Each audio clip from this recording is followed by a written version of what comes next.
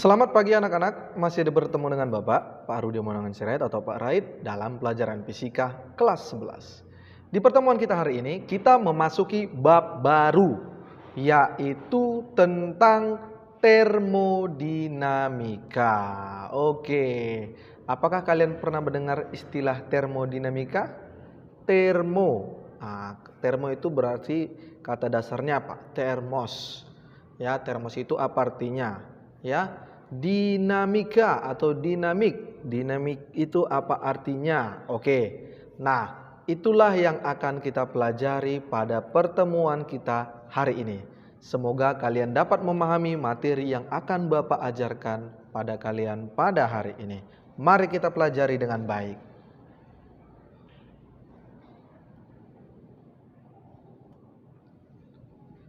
Oke, gambar apakah ini, Nak? Ini adalah gambar kereta api. Pernahkah kalian melihat kereta api? Oh, udah pasti dong. Apalagi yang rumahnya di DPR, daerah pinggiran rel. Oke. Nah, pasti sering lihat kereta api ya. Nah, apa sih hubungannya kereta api dengan termodinamika? Ini dia. Dalam kehidupan sehari-hari sering kita temui hal-hal yang dengan prinsip termodinamika. Ya. Pernahkah kalian melihat kereta lokomotif yang menggunakan mesin uap? Nah, ya, ini menggunakan mesin uap. Kereta tersebut menerapkan prinsip termodinamika. Energi panas yang dihasilkan melalui pembakaran batu bara diubah menjadi energi mekanik atau energi gerak yang dapat menggerakkan roda kereta. Nah, ya. Jadi energi panas dirubah menjadi energi gerak. Itu di proses termodinamikanya. Ya. Nah, proses korosi juga atau perkaratan itu merupakan contoh termodinamika. Begitu pula dengan pelapukan kayu. Itu juga contoh dari proses termodinamika. Nah, jadi apa sih tentang dinamika ini? Mari kita pelajari dengan semangat, oke? Termodinamika, termo atau termos, dan dinamika atau dinamik. Ini artinya, termos itu artinya panas, ya. Sedangkan dinamik itu adalah perubahan. Nah, atau gerakan, ya. Nah, jadi termodinamika itu apa? Perubahan panas. Oh, berarti di situ ada kalor yang dirubah. Nah, yang menghasilkan apa? Yang menghasilkan perubahan atau pergerakan. Nah, itu dia, Nak, ya. Termodinamika itu salah satu cabang ilmu fisika yang mempelajari tentang perpindahan energi sebagai kalor. Oke, energinya sebagai kalor, bentuknya kalor, dan usaha antara sistem dan lingkungan. Loh, apa sih Pak sistem dengan lingkungan maksudnya? Oke. Sistem itu adalah sesuatu yang menjadi subjek pembahasan atau fokus perhatian kita. Nah, nanti kalian mungkin lebih memahaminya nanti melalui gambar yang Bapak berikan, ya. Sesuatu yang menjadi subjek pembahasan atau fokus perhatian kita. Nah, kemudian lingkungan. Lingkungan itu apa? Segala sesuatu yang tidak termasuk dalam sistem atau yang di luarnya, atau segala keadaan di luar sistem. Seperti itu, ya. Nanti kalian bisa pahami melalui gambarnya. Perhatikan gambar berikut ini. Nah, ini dia. Ini adalah tabung berisi gas. Nah, tabung berisi gas ini, gas itu sebagai apa? Gas itulah sebagai sistemnya. Nah, ya, gas di situ sebagai sistem. Nah, tabungnya itu sebagai apa? Dan di luar tabung itu sebagai apa? Nah, ini dia. Nah, tabungnya itu sebagai batas sistem. Dan di luar daripada sistem itu namanya lingkungan. Seperti itu. Ada 3 macam sistem. Yang pertama sistem terbuka namanya. Sistem terbuka itu yaitu ada pertukaran massa dan energi. Sistem dengan lingkungan. Ada pertukaran massa dan energi. Misalnya lautan atau tumbuh-tumbuhan. Nah, ya. Kemudian sistem tertutup. Nah, itu tadi sistem terbuka. Sistem tertutup ada pertukaran energi. Energinya bertukar tetapi tidak terjadi pertukaran massa sistem dengan lingkungan. Misalnya apa? greenhouse. Ada pertukaran kalor, tetapi tidak terjadi pertukaran kerja atau energi dengan lingkungannya. Paham? Yang ketiga, sistem terisolasi. Kalau sistem terisolasi, tidak ada pertukaran massa dan energinya. Ya, baik itu dari sistem ke lingkungan atau lingkungan ke sistem. Misalnya apa? Tabung gas yang terisolasi. Oke, kamu bisa bayangkan ya. Sifat pembatas. Oke, sifat pembatas dibagi menjadi dua. Yang pertama, pembatas adiabatik. Pembatas adiabatik itu adalah tidak ada pertukaran kalor antara sistem dengan lingkungan. Tidak ada pertukaran kalor. Ngerti ya? Tidak ada kalor yang berpindah. Itu namanya pembatas adiabatik. Yang kedua, pembatas tegar. Yaitu tidak ada kerja baik dari sistem terhadap lingkungan atau dari lingkungan terhadap sistem. Tidak ada kerja atau tidak ada usaha. Ya, seperti itu. Oke, kita sekarang masuk ke hukum termodinamika. Hukum termodinamika terbagi menjadi dua. Yang pertama, yaitu hukum pertama membahas tentang prinsip kekekalan energi. Prinsip kekekalan energi yang memasukkan kalor sebagai mode perpindahan energi. Nah, kan seperti itu. Apa hukum kekekalan energi? Yang pertama, yaitu bahwa energi tidak bisa diciptakan dan tidak dapat dimusnahkan, tetapi energi dapat dirubah dari satu bentuk ke bentuk yang lain. Nah, energi apa yang dirubah tersebut? Nah, di sini kita bicara termodinamika. Berarti di situ energi yang dirubah adalah energi kalor. Seperti itu ya. Hukum yang kedua yaitu bahwa aliran kalor memiliki arah. Aliran kalor itu memiliki arah. Kalor itu mengalir dari mana ke mana, Mak? Dari mana ke mana, Nak? Dari benda bersuhu tinggi ke benda bersuhu rendah. Nah, berarti kan ada arah aliran. Dengan kata lain, tidak semua proses di alam ini reversible atau dapat dibalikkan arahnya, ya. Seperti itu. Kita masuk ke usaha, kalor, dan energi dalam. Oke, apa pengertian usaha? Usaha itu berarti ukuran energi yang dipindahkan dari sistem ke lingkungan atau sebaliknya. Nah, kita kan berarti melakukan usaha, ya. Sedangkan energi mekanik itu adalah energi yang dimiliki sistem akibat gerak. Nah, akibat gerak namanya juga mekanik, ya, dan koordinat kedudukannya. Oke.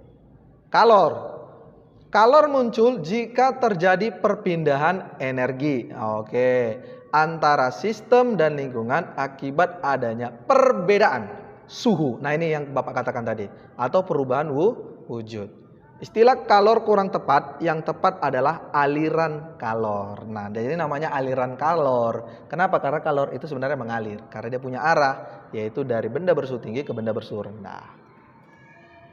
Pengertian energi dalam. Oke, apalagi nih energi dalam? Nah, ini sudah kita bahas sebenarnya di teori kinetik gas, ya.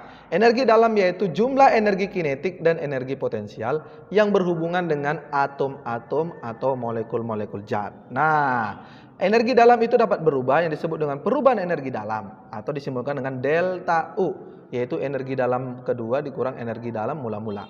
Seperti itu ya. Misalnya seperti ini. Energi dalam zat untuk wujud cair lebih kecil daripada energi dalam untuk wujud gas. Nah, ini dia. Ini cair, ini wujud gas. Ya, oke? Kita masuk ke usaha, kalor, dan energi dalam. Oke, kita perhatikan gambar berikut ini. Nah, di sini ada sebuah tabung. Oke, di sini ada sebuah tabung. Tabung ini misalkan berisi sebuah gas. Nah, ya, berisi sebuah gas. Nah, di sini ada sebuah piston. Piston ini dapat digerakkan ke atas maupun ke bawah. Ini namanya piston. Oke, paham ya? Nah, ketika kita beri gaya, ini F, Bapak F ini, kita beri gaya, kita tekan. Nah, ketika kita tekan, apakah volume yang ada di dalam tabung ini berubah? Tentu berubah, ya. Nah, atau kita dari gas ini menekan keluar.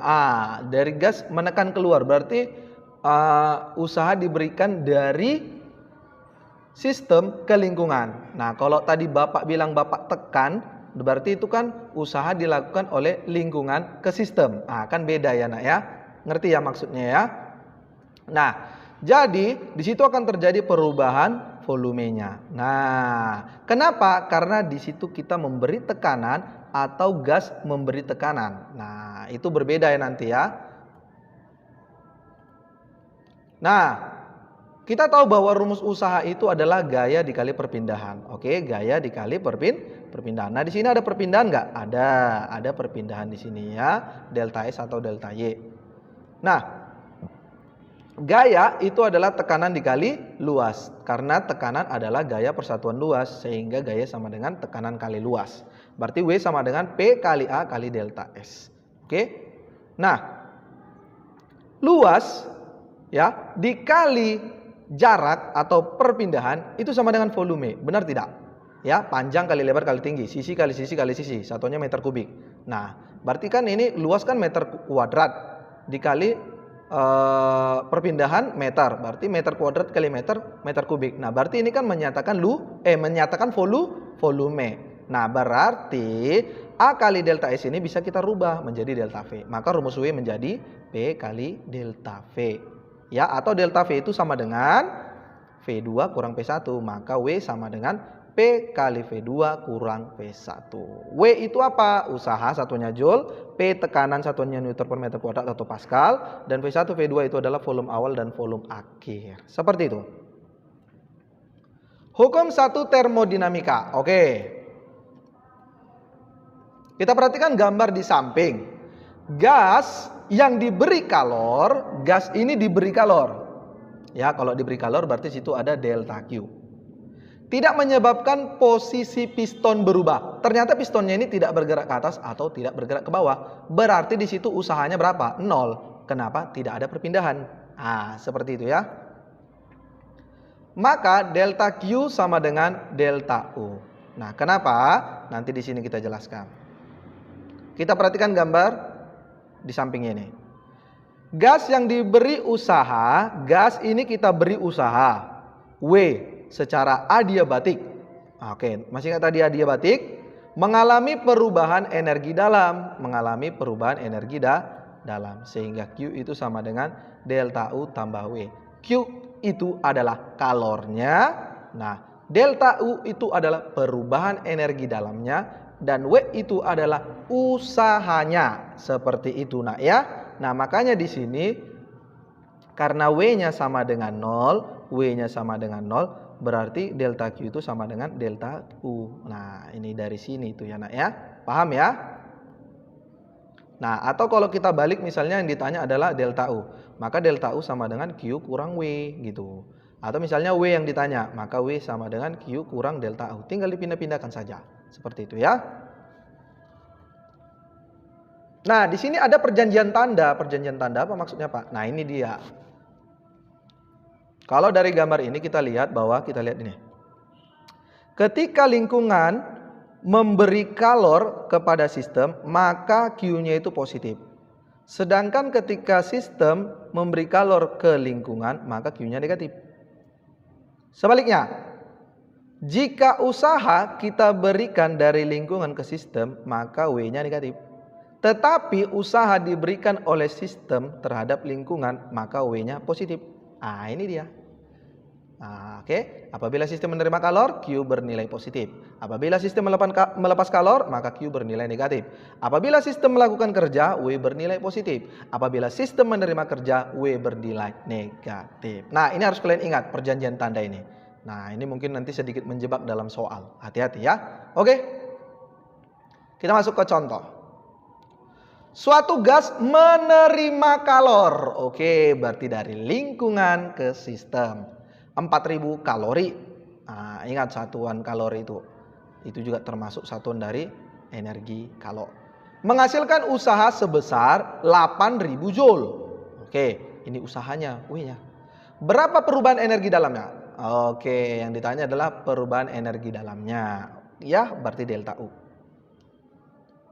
Q-nya 4000 kalori. Nah, 1 kalori itu 4,18 joule, berarti kita kali dengan 4000 dapatlah 16.720 joule dan W-nya 8000 joule. Yang ditanya adalah delta U. Ya udah, tinggal putar rumusnya yang tadi. Ya, yaitu delta U seperti yang tadi Bapak katakan sama dengan delta Q kurang W atau Q kurang W, itu sama aja. Oke? Nah, ya udah masukin. Berarti 16.720 dikurang 8.000, dapatlah 8.720 joule. Seperti itu nak ya. Proses termodinamika. Oke. Dalam termodinamika dikenal 4 proses. Nah, mari kita lihat yang pertama, yaitu namanya proses isobarik.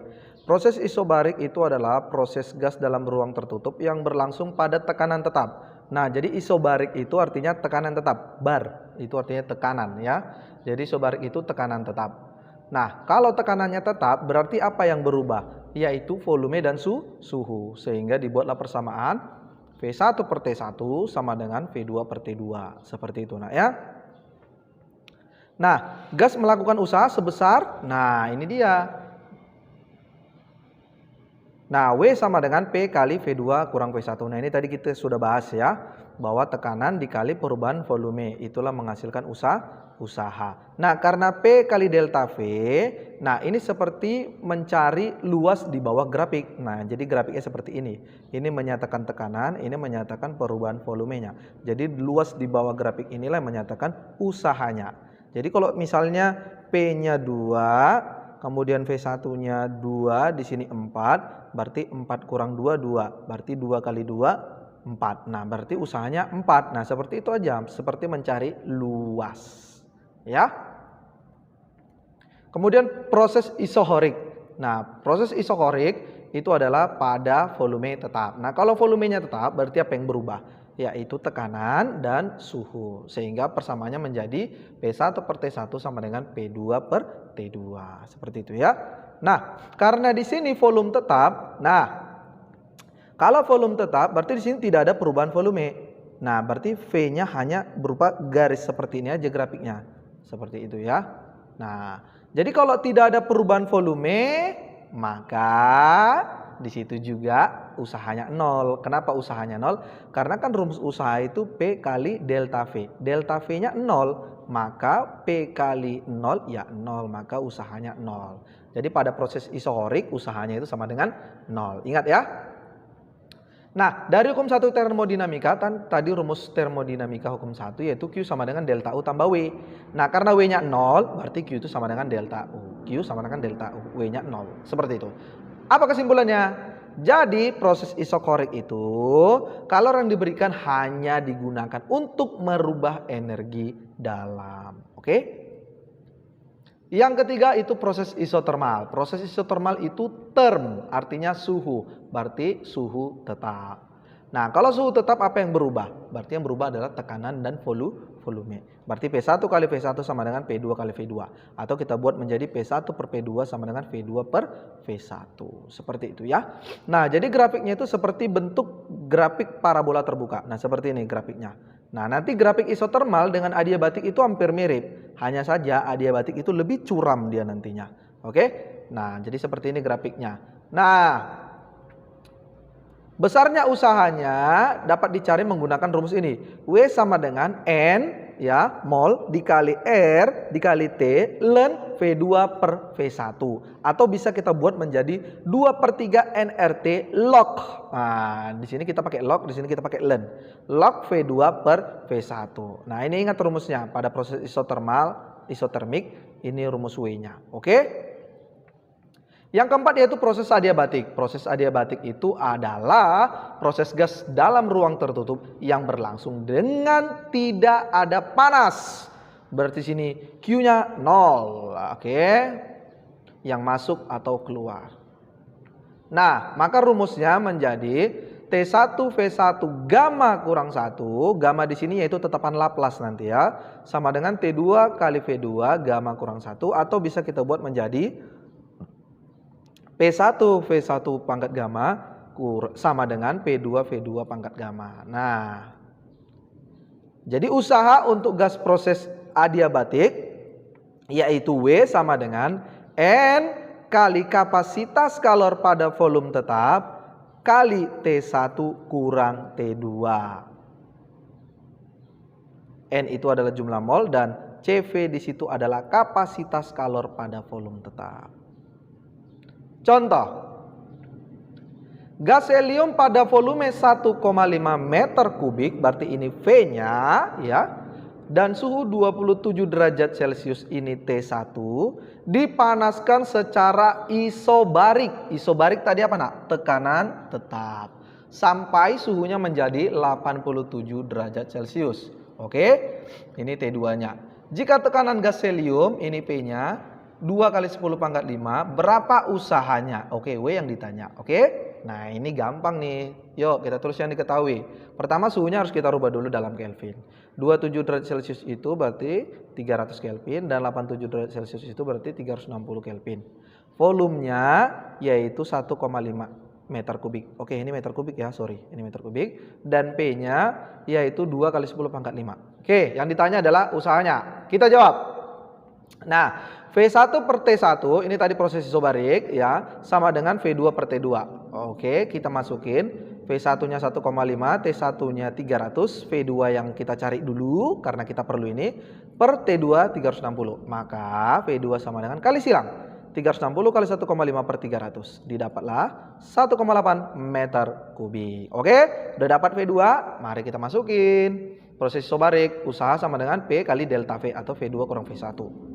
Maka 2 kali 10 pangkat 5 kali 1,8 kurang 1,5. Ini 1,8 V2-nya, V1-nya 1,5. Maka didapatlah 6 kali 10 pangkat 4 Joule. Seperti itu nak ya. Contoh yang kedua, perhatikan grafik berikut ini. Suatu gas ideal mengalami proses isotermal ya, seperti pada grafik berikut ini. Nah, kita lihat di sini prosesnya dari B ke A ya. Berarti awalnya 2 tekanannya, kemudian berubah menjadi 4. Nah, kemudian volumenya berubah dari 50 menjadi 10. Oke, udah dapat.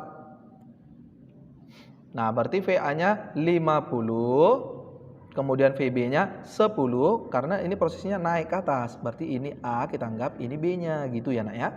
10 liter, oke. Dan PA-nya 2 kali 10 pangkat 3, ya. Ini kali 10 pangkat 3 ya grafiknya. Dan PB-nya 4 kali 10 pangkat 3. Ini 4 kali 10 pangkat 3. Di sini P-nya dalam 10 pangkat 3 ya maksudnya ya nak ya. Oke. Nah, ini kita rubah dulu liternya ke meter kubik ya. 50 liter berarti itu 50 kali 10 min 3 atau 0,05 meter kubik. Dan 10 liter itu 0,01 meter kubik. Oke. Ditanya adalah W-nya, yaitu usahanya. Yo, apa tadi rumusnya? Ini ya. W sama dengan NRT ln VB per VA atau V2 per V1. Ya udah.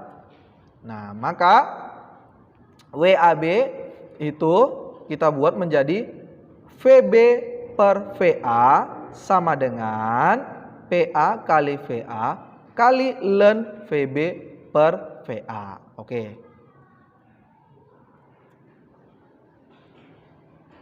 Maka VB per VA itu sama dengan 2 kali 10 pangkat 3 itu PA-nya kali VA-nya 0,05 ln 0,01 per 0,05. Oke, ini kita kali dapatlah 100 kali min 1,609. Kita kalikan maka dapatlah min 160,9 Joule. Seperti itu nak ya. Oke, baik, mungkin itu aja dulu materi kita pada hari ini. Semoga kalian dapat memahaminya. Nanti akan Bapak kasih soal-soal, kalian kerjakan. Oke, demikian pertemuan hari ini. Bapak sudahi. Selamat pagi.